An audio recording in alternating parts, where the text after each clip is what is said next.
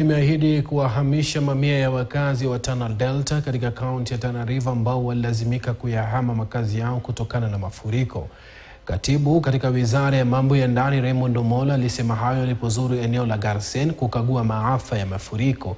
Maeneo mbalimbali nchini yanazidi kuathirika na mafuriko kutokana na mvua kubwa inayoendelea, huku mvua zaidi ikitarajiwa katika maeneo kadhaa nchini kulingana na utabiri wa idara ya hali ya hewa. Mwanahabari wetu Husna Muhammad na taarifa hiyo.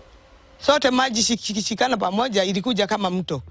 Sasa maji kukuja kama mto ilikuta tu tukiwa usingizi yote ikafurandi kwa vitanda. Biwi la simanzi limetanda kwa wakazi mbalimbali kote nchini walioathirika pakuu na mafuriko. Kaunti ya Tana River ni miongoni mwa kaunti zilizoathirika pakubwa. Kulingana na Wizara ya Mambo ya Ndani, watu 8 wamefariki katika kaunti ya Tana River tangu mvua ya mafuriko ianze kunyesha Novemba mwaka jana.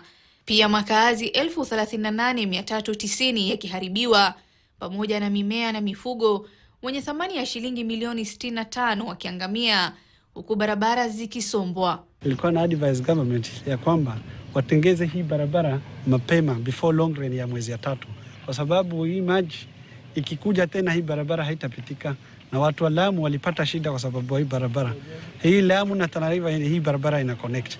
So vitu poti nini yote inapitia hapa haiwezekani. Hapo jana katibu katika Wizara ya Mambo ya Ndani Raymond Omola alizuru eneo la Garseni kukagua athari za mafuriko na kuahidi wakazi waliolazimika kuhama kwa sababu ya mafuriko kuwajengea nyumba mbadala ya kuishi.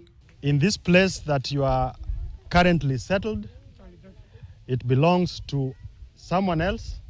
We are going to have a conversation with the owners of this particular ranch so that we get a piece of it to settle all of you.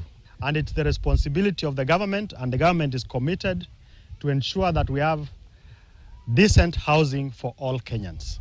Endapo mradi huo utatekelezwa, basi itakuwa afueni kwa wakazi hao. Mkipata hii nafasi, mambo ya kurudi kwenye hiyo maji, wacha huko iwe ni shamba na pale ya kuweka mifugo, hata maji kikauka. Wacheni mambo ya kwenda kurudi. Nako katika kaunti ya Kiambu hali si tofauti. Mjini Juja katika jimbo la Theta kumefurika hadi majumbani. Mvua imekuja, imetukuta kwa nyumba usiku wa manane. Hatukuwa nafasi ya kutolokea, isipokuwa ni majirani walikuja na wakatuokoa. Hakuna drainage huku, kwa hivyo saa zile mvua imenyesha tunajipata maji imeingia kila mahali hadi kwa manyumba. We call upon the government, especially the local government, the leaders, elders around this area to seriously intervene. Otherwise, we are living at a serious time bomb. Wakenya wakitarajiwa kujikaza kisabuni, kwani kulingana na idara ya hali ya hewa ya Kenya, mvua inatarajiwa kuendelea hadi Alhamisi Januari 18. Huku watu wamehama manyumba zao, wengine vitu vyao vimeharibika, na hata wengine unaona kama kuko na mashida.